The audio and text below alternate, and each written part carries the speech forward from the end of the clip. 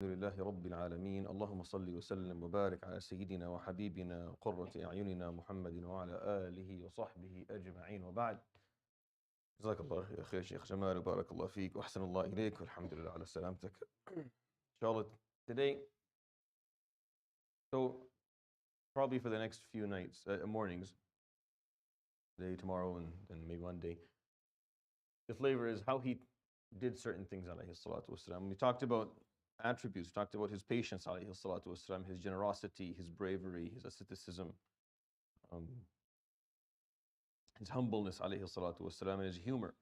Talked about how he spoke, how he moved, and how he ate, and how he dressed, alayhi salatu wasalam. Today we're going to talk about how he treated women and how he treated children. And I put them together not because there's any reason for them to be put together. Like every time I say how he treated, it's going to be two people. Not because I think they're the same. The reason being is that when I designed this initially, I designed it for 29 mornings. Forgot that I usually do tafsir on weekends. And then I remembered I did tafsir on weekends, so I ended up with 29 sessions and 21 days. So I had to combine things together. So I ended up having to kind of put two things together. So I don't think women and children are the same thing. It's just I need to put two things together, so I did. There's how he treated animals, so I didn't want to put that with any of these, so I left that for something else. But that's again, it's just I have two sessions that I needed to combine. You know, that's the only reason. Just as a note. Alayhi salatu wasalam. Let's start with children. There's an abundance of stories when it comes to these topics. There's a lot. There's a lot of material to kind of pull from in terms of what stories you want to tell. So I've chosen a few. I mean, you'll probably have more in your mind once I'm done. Sallallahu alayhi wasallam had a servant, or it wasn't really a servant, but had someone, a young boy, that would come and do errands for him at the house, alayhi salatu wasalam. And he was a young Jewish boy. And he was one of his neighbors. So he belonged to one of his neighbors. He lived maybe 2 or 3 houses down. And he would come and do errands for the Prophet ﷺ, and the Prophet ﷺ would pay him. So it would be more of an employment type of issue. But the kid was maybe 10, 11 years old. He would come every day and do something, a few chores for the Prophet ﷺ, and go home. So one morning he didn't come. So the Prophet ﷺ didn't think much of it. Second morning he didn't come, so he asked about him. Aina fulan, where is he? فقالوا مريض يحتضر. He's sick. We think he's dying even. فقال عليه الصلاة والسلام قوموا بنا نزوره. Let's go and visit him. The Prophet ﷺ would go and visit this boy at his house, and he's sitting there, and the father is at the foot of the bed. And the Prophet ﷺ, noticing the kid is passing away. This is the theme we're going to find, by the way, today. You're going to find how different life was back then when it came to life expectancy. The kid is passing away, so the Prophet ﷺ couldn't help it. قال يا بني قل لا إله إلا الله. Oh, son, say La ilaha illallah. So the kid is he's sick, but he looks at his father because he doesn't know if he should say it or not. فقال الأبو أطع أبا القاسم. So the father, he said, obey Abu al-Qasim صلى الله على محمد صلى الله عليه وسلم. فقال لا إله إلا الله. فكررها عليه الصلاة والسلام مرات. The Prophet عليه الصلاة repeated it a number of times. Say La ilaha illallah. And the kid, La Muhammad Rasulullah, say La ilaha illallah Muhammad Rasulullah. And then he passed away then and there. فخرج صلى الله عليه وسلم يبكي. The Prophet walked out with tears, sobbing with tears in his eyes. يقول الحمد لله الذي نجاه الله بي من النار. الحمد لله الذي نجاه الله بي من النار. I'm thankful to Allah subhanahu wa ta'ala that He saved him from nar with me. So he's probably a little bit older, but that's what the Prophet عليه الصلاة والسلام walked out saying. There was a boy. He was the brother of Anas ibn Malik. His name was Abu Umair. That's what he was called. And he was an orphan child. And the Prophet ﷺ would commonly play with him. And this boy had a bird. The hadith is in Bukhari and Muslim. And he would have a little bird that he played with, a caged bird. So every time the Prophet ﷺ walked by him, he would say, Ya Abu Umair, ماذا فعل النغير? How is your Nughair is a type of bird. How is your bird? And the kid would spend, I don't know if you've ever had a 6-year-old talk to you, but he would spend a useless amount of time talking to the Prophet ﷺ about this bird. Every day the Prophet ﷺ would walk by him and the child would tell him stuff about his bird. And one day the Prophet ﷺ, just walking by him, the child was sitting on the curb crying. قال يا أبا عمير ماذا فعل النغير؟ فقال الطفل يا رسول الله مات النغير. the bird died. فأخذ النبي صلى الله عليه وسلم في الحديث عند النسائي يلاعبه. The Prophet عليه الصلاة والسلام began to play with him. He'd get him up and make him do something. So the kid is jumping around and playing, and the Prophet عليه الصلاة والسلام is doing the same thing with him in one of the alleys. فيمر عمر بن الخطاب. So Sayyidina Umar would walk by. يقول يا رسول الله ما تصنع? What are you doing? يعني you're playing with a 5-year-old in an alley. ما تصنع؟ فقال يا عمر أما علمت? Why Umar, you didn't get the news? فقال يا رسول الله وما الخبر? What's the news? قال مات النغير يا عمر. النغير died. صلى الله عليه وسلم. فلاعب الطفل ساعة. He played with the boy for an hour. There's a story. This is one of my favorite stories. We don't find it in the books of hadith. It's in Sirat ibn Ishaq and ibn Hisham, and it's في مغازي الواقدي. And it talks about the Battle of Khaybar when the Prophet ﷺ went on his way. I think this story is just heartwarming. ﷺ on his way to Khaybar, he would notice a 9-year-old girl walking with the people. So he would approach, who are you? ما اسمك? فقالت خديجة. That was her name. قال وأين أهلك? Where's your parents? قالوا في المدينة. قالوا ما أخرجك? What are you doing here? فقالت أخرج معك يا رسول الله. I'm with you going to where we're going. He's 9 years old. Where are your parents? What are you doing here? قال فأردفها خلفه عليه الصلاة والسلام. So he had her ride behind him, and he kept her with him عليه الصلاة والسلام for the entirety of the battle. She stayed with him the whole time. She stayed in his tent عليه الصلاة والسلام. قال فلما انتصروا يوم خيبر, when they finally were victorious and they got the bounty, he took a necklace out of the loot, and he'd call Khadija Ali, come, نصيبك سهمك, you get your, just like everyone else who went on this battle, you're going to get your share of the bounty. فأتت يقول, she tells us the story. فمددت يدي, and I put my hand out to take it. فقال لا بل أنا ألبسك إياها, but I'll put it on you. The Prophet عليه الصلاة والسلام put the necklace around her neck. صلى الله عليه وسلم. تقول فما خلعتها ولا لست بخالعتها حتى بل تدفن معي. I will never take it off, and I will be buried with it.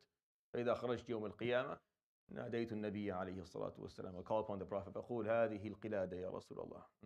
I'm the girl who you gave the necklace to عليه الصلاة والسلام. And the reason I think it's heartwarming because her name was Khadija.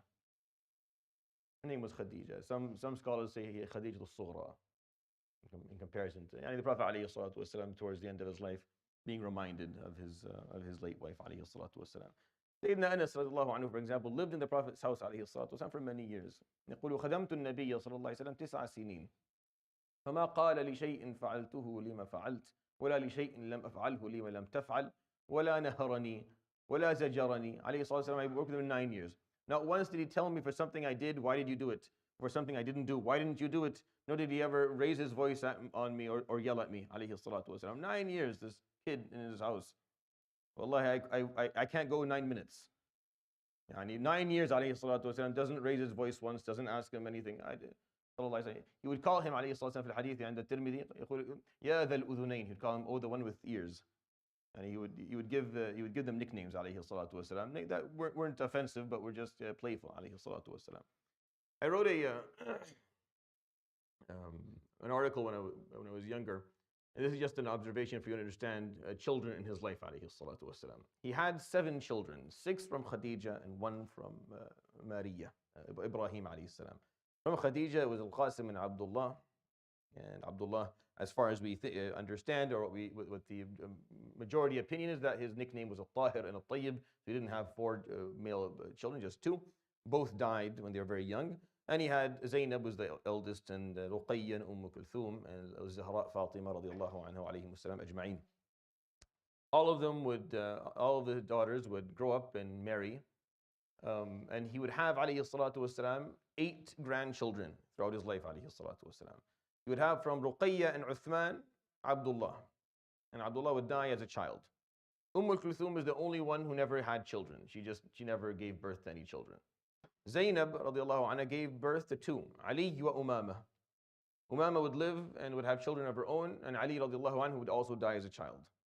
Zahra Fatima, she would have 5 children, Hasanun wa Husaynun wa Muhsinun wa Zainab wa Kulthum. And Muhsin would die as a child, and the other four would grow up and have children of their own. Within his house, alayhi salatu wasalam, in addition to his 8 to 7 children that are his, there were 4 from Khadija that were not his. Khadija had Hind bint Atiq, which is her first husband, Atiq. And she had 3 from her second marriage. She had Hind, who was a guy, Ibn Abi Hala, and Hala, which was a lady, bint Abi Hala, and Tahir ibn Abi Hala, which is a boy. She had 4 children of her own, radiallahu anha, from previous marriages that lived in his home. So you didn't know that, did you? There's 4 children when he married her, sallallahu alayhi wasallam. And he had another extra 6 children with her, alayhi salatu wasalam. And then from his later marriages, he had 5 children from outside of his own. Salama radiallahu anha had 4. Salama wa Barra wa Durra wa Umar. And Habiba, obviously, Ramla bint Abi Sufyan, she had Habiba. So 5 children, aside from his own, that that were in his house, alayhi salatu wasalam. In addition to these children, he had Ali ibn Abi Talib and Zayd ibn Haritha and Anas ibn Malik in different timings that lived in his house. And sometimes Ja'far ibn Abi Talib would leave the house of Al-Abbas and run over to live with the Prophet alayhi salatu wasalam. And the Prophet had to send him back again over to Abbas because they had agreed that he would take Ali and Abbas would take Ja'far, but Ja'far would keep on running away from Abbas and come live with him. 19 children in his house, alayhi salatu wasalam. Next time you hear his story, next time you hear a story about him, remember there are 19 children somewhere in his life, alayhi salatu wasalam. Allahu alam how many he has at the time of the story in his house, but 19 altogether. Does that make sense, that number? How many of you have had 19? No one. I dare someone to say they had 19 children. 19 children and 8 grandchildren in his life, alayhi salatu wasalam, he took care of. In addition to children that aren't even his. Adding to that, younger people that their parents would send over for khidmah and tabarruk, they would send their kids over to serve him, alayhi salatu wasalam, but they want him to learn his adab and to learn from his deen, and sometimes for barakah, just to go and spend time with the Prophet alayhi salatu wasalam's house. Up to 4 people, in addition to the Jewish boy that I told you the story of at the beginning. رباهم جميعا عليه الصلاة والسلام وعلمهم وأدبهم. And he raised them all, he taught them all, he took care of them all. Not once did he raise his voice upon any of them, alayhi salatu wasalam, nor did he raise his hand, alayhi salatu wasalam, on any of them. Sallallahu alayhi wasallam. So take that as for a story. As for women, as the Quran, وَعَاشِرُوهُنَّ بِالْمَعْرُوفِ فَإِنْ كَرِهْتُمُوهُنَّ فَعَسَىٰ أَن تَكْرَهُوا شَيْئًا وَيَجْعَلَ اللَّهُ فِيهِ خَيْرًا كَثِيرًا. And that's obviously for wives. But in general, he would say, alayhi salatu wasalam, towards the end of his life, فَاتَّقُوا اللَّهَ فِي النِّسَاءِ فَإِنَّهُنَّ خُلِقْنَا مِنْ ضِلَعٍ وَإِنَّ أَعْوَجَ مَا فِي الضِّلَعِ أَعْلَاهُ فَإِنْ ذَهَبْتَ تُقِيمُهُ كَسَرْتَهُ وَإِنْ تَرَكْتَهُ ظَلَّ عَلَى عِوَجِهِ. And he would say, alayhi salatu wasalam, وَاسْتَوْصُوا فِي النِّسَاءِ خَيْرًا. And in addition to many ahadith where he would talk about he would leave his final wasiyah, reminder to take care of the women within your life, alayhi salatu wasalam. I'll just share a few stories with you. There was a lady في الحديث عند النسائي. A lady would come to the Prophet عليه الصلاة والسلام وتقول يا رسول الله إن لي إليك حاجة. I need your time. I need you to do something for me. فقال عليه الصلاة والسلام اختاري أي السكك شئتي فانتظريني آتيك. Choose wherever you want me to go and I'll come with you. So فاختارت سكة فمشى معها النبي صلى الله عليه وسلم حتى قضى لها حاجتها. He said, I want to go down this direction here. So the Prophet ﷺ would go with her and would stay until whatever it is she needed was taken care of. For someone who has 19 children and has a bunch, all this, for him to go and spend a couple of hours doing something is actually quite, it takes a lot out of somebody. But he would do it, alayhi salatu wasalam. He would stay with the person for whatever time needed until her haja was taken care of. Whatever it is, whatever problem she had, whatever errand she wanted him to run. في الحديث عند أحمد وإن كانت أو عند الإمام مسلم وإن كانت أمة من إماء المدينة لتأخذ بيد رسول الله صلى الله عليه وسلم تنطلق به في حاجتها حتى يقضيها لها. Meaning a young girl in Medina would just come and hold his hand, alayhi salatu wasalam, and walk with him, take him somewhere. And he would just walk with her until wherever she wanted to take him, and whatever she needed done, he would do for her, alayhi salatu wasalam. A young girl who wants to go buy groceries and forgot what they were. Or a young girl who is scared that her parents, wherever she took him, alayhi salatu wasalam, just take him by the hand and start walking, and he would walk with her wherever she needed him to go with her, alayhi salatu wasalam.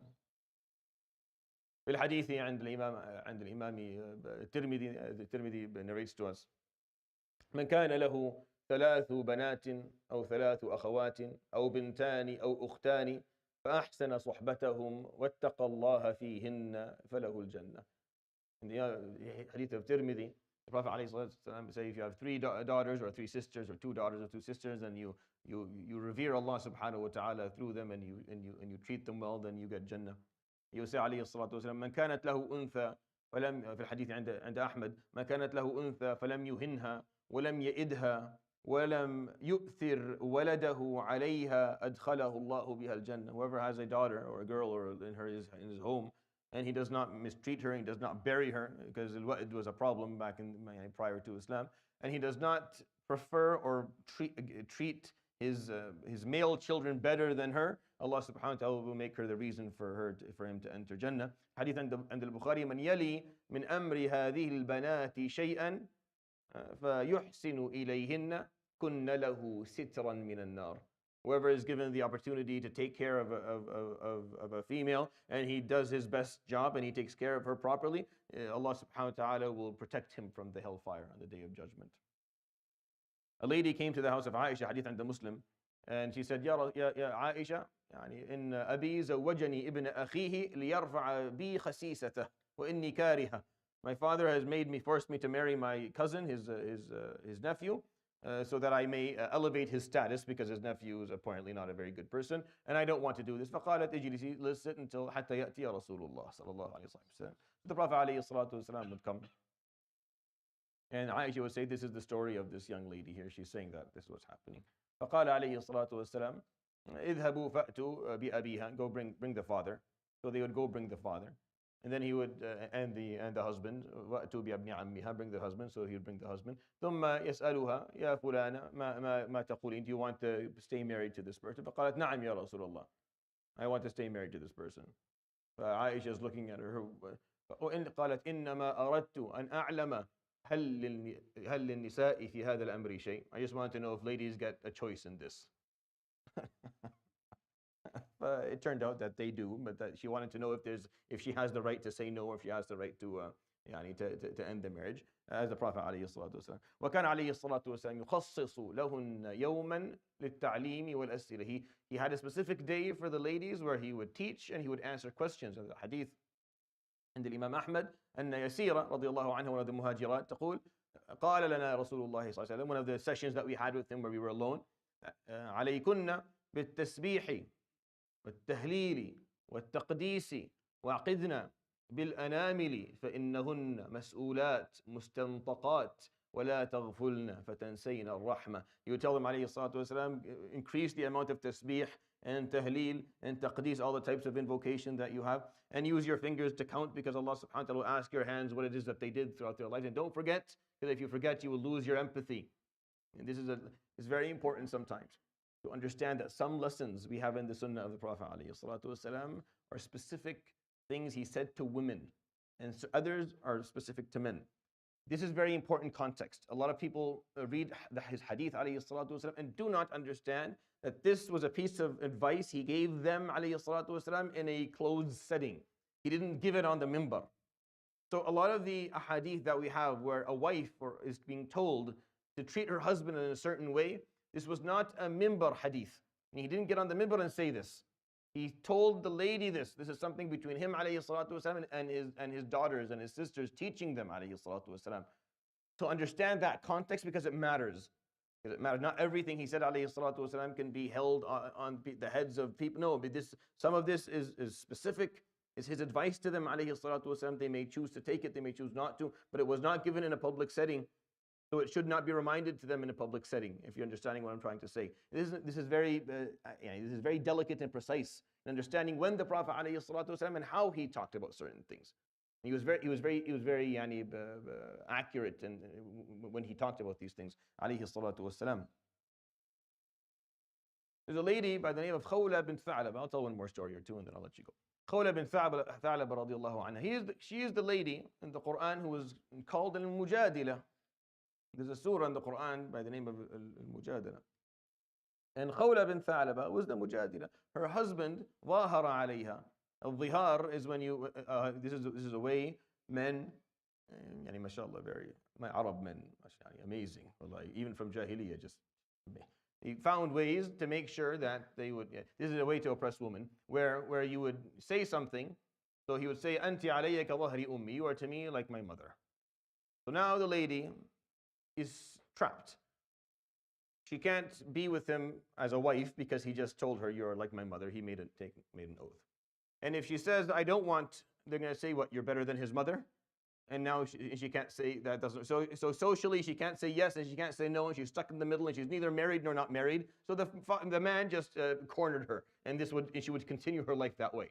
It was a way to basically, it was an oppressive behavior. So Khawla, when her husband said this, she thought about it, and she said, this makes no sense. It's impossible, this is Islamic. So she came, قَدْ سَمِعَ اللَّهُ قَوْلَ الَّتِي تُجَادِلُكَ فِي زَوْجِهَا وَتَشْتَكِي إِلَى اللَّهِ. Allah subhanahu wa ta'ala has heard the words of the lady who came to argue with you about her husband, and she's complaining to Allah.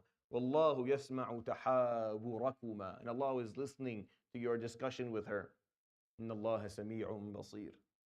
You see, Khawla bin Tha'laba came and argued with the Prophet ﷺ. That's what mujadala means. You see, he used in the Quran, Ajib, Jalla Jalalullah, he used in the ayah subhanahu wa ta'ala the two words so that you wouldn't, because al-jidal can be understood as discussion as well, but it's not discussion. She came and she was pushing, she was arguing. Why? Because he also uses the word tahawurakuma in the same verse. He used both words in the verse, so they can't be the same meaning.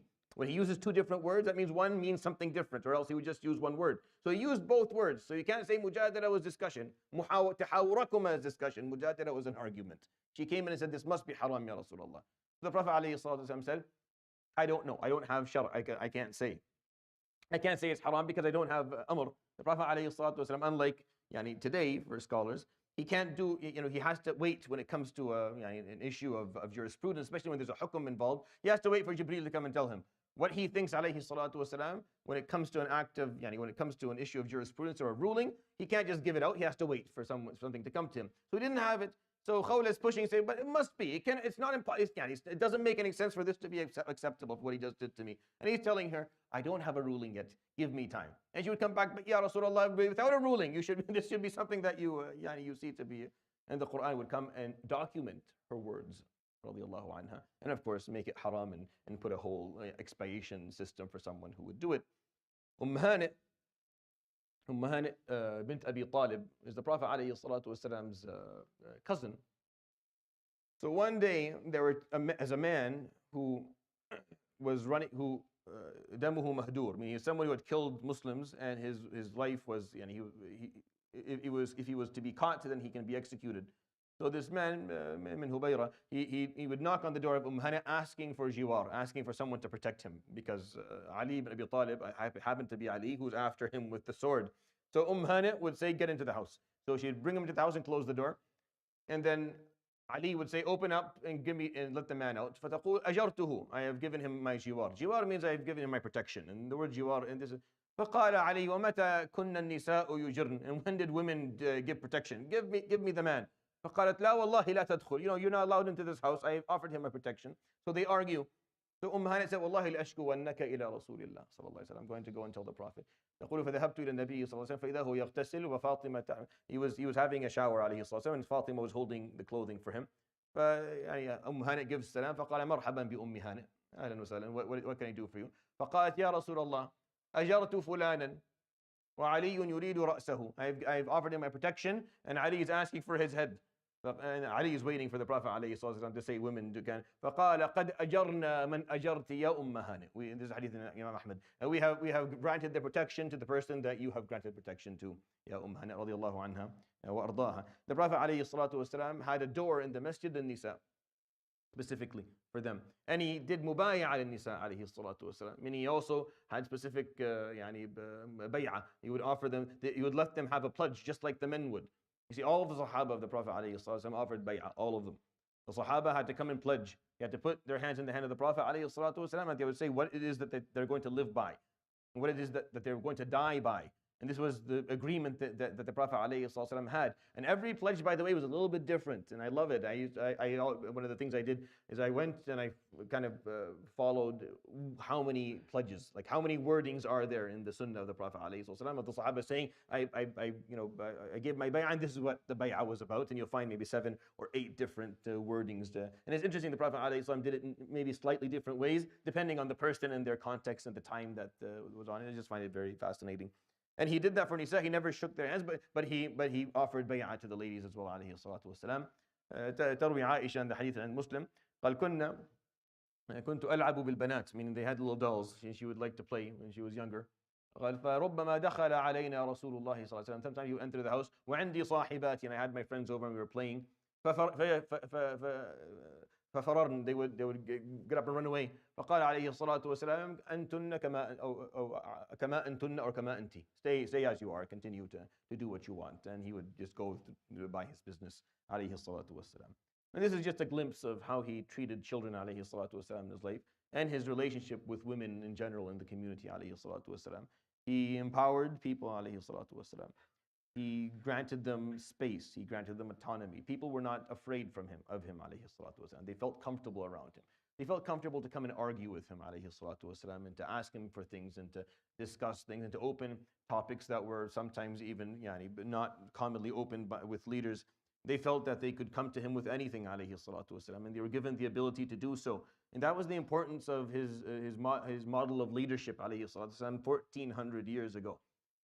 This is simply, you don't think, a lot of people listen to this stuff and like, yeah, it's simple. Yeah, maybe today, now that we've established a lot of changes in the world and we've understood. Alayhi salatu, 1400 years ago, his model of leadership was of that nature, that children felt comfortable around him, alayhi salatu, to come and speak to him about whatever they wanted and to complain to him and to spend time with him and to observe him and learn from him, alayhi salatu wasalam. He had enough time. His heart was wide enough and open enough for him to absorb and to embrace all of these different people. And for women at a certain time, to be empowered by him alayhi salatu wasalam, through the words he said and the things he told his companions, and for the time and energy and effort that he gave them alayhi salatu wasalam, for them to feel that they're a part of the deen, because they're a central part of the deen. And the moment you make them feel that they're not a central part of the deen, or that they're somehow secondary, or that he says alayhi salatu wasalam في الحديث عند مسلم لا تمنعوا إماء الله حظوظهن من المساجد إذا استأذنوكم. Don't hold back the servants of Allah, the ladies, from masajid if they are asking for permission. Let them come to the masajid. They have their hadh, they have their portion and their share of time and dedication in a masjid for them to learn and to exist and to be there. And that's important. I realize that and this is a final before you leave. I realize that the breakdown of this masjid is not perfect because it's not big enough. But the masjid of the Prophet ﷺ is very similar, in the sense that there wasn't a curtain and there wasn't anything kind of holding people back. Yes, granted, there was a door at the back so the women were able to leave, but still, the women weren't they weren't made to feel that they weren't a part of what was happening. There was no barrier, so they weren't sitting behind something. They were there. Yes, the men were in front of them, but they could see and they could hear and they were a part of what was going on. And that's, in my opinion, that's very important. When you take that away and you put a barrier, in public speaking, 101, they teach you that you shouldn't have a barrier.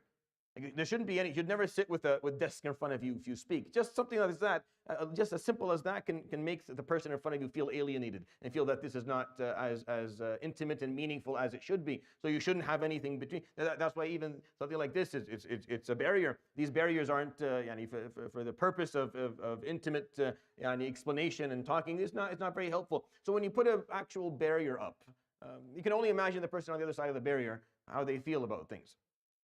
Now, so what's the way to do this? The way to do this is to keep the masajid open and learn how to behave with one another respectfully in a masjid. You do it at work all the time. You always do it at work. Wherever you're working on planet Earth, then you are dealing with the opposite gender all the time. And you're professional. You dare not be professional at work, you get fired and sued and probably go to jail. So why is it different in a masjid? It shouldn't, and it isn't. And honestly, I can't understand why we act as if in masajid no, it's fine. Learn to do ghadd al-basar. Learn to be respectful. Allow people to walk in front of you. Look away when it's very simple. It doesn't take a lot of effort. It just takes a little bit of respect and dignity and appropriateness when we're dealing with people around us. so that there's no ikhtilat and there's no actions that are inappropriate. So I don't think it's that difficult to achieve. I think we just have to learn to do it, because where is a better place to show our best ethics if not the house of Allah subhanahu wa ta'ala? But that is a little bit too much work for some people. So it's easier to say, put a barrier or send them somewhere else. That's easier. That's an easier solution for me. It's less a headache. It's less of a headache. You have no idea how much less of a headache it is if I just put them somewhere else. But it's not, in my opinion, it's not the right way to do it. I don't think that's the right way to do things. I don't think that we're actually making the right choices. And I don't think we're actually following his sunnah, alayhi salatu wasalam. I think following the sunnah means we have to do the thing that's a little more difficult, but it's more meaningful in the long run. Because we win over our sisters again, because an ummah, the ummah of the nation of Muslims without ladies who are fully engaged and embraced within the deen and feel that they have equal ownership on what Islam is not going anywhere. It's not going anywhere. We will stay exactly where we are. We are not capable of doing this alone, which is why looking at how he dealt with women, alayhi salatu wasalam, is important. The time he dedicated, the specificity and the openness that he had with them, alayhi salatu wasalam, and the fact that he empowered them in a way that the Arab had never seen before, it bothered a lot of people. A lot of people didn't like this. Men didn't like what he was doing, alayhi salatu wasalam, but they had no choice. They had to follow. This is the shara of Allah subhanahu wa ta'ala. So I think 1400 years later, for us to regress backwards and close things down and make it more difficult for them to access knowledge and to access the masjid and to be a part of things, it makes no sense to me at all. If anything, we should be opening up more and allowing them to be more a part of things. And all that requires is a little bit of ethics, a little bit of morals, a little bit of decency, and and a little bit of professionalism. And that's not hard for us as Muslims. We've always had it. So I think we should just take some time and think about it. That's the end of my rant. هذا هو حبيبكم صلوا عليه صلى الله عليه وآله وصحبه وسلم سبحانك اللهم وبحمدك أشهد أن لا إله إلا أنت أستغفرك وأتوب إليك وصلى الله وسلم وبارك على نبينا محمد وآله وصحبه أجمعين جزاكم الله خيرا بارك الله فيكم السلام عليكم ورحمة الله تعالى وبركاته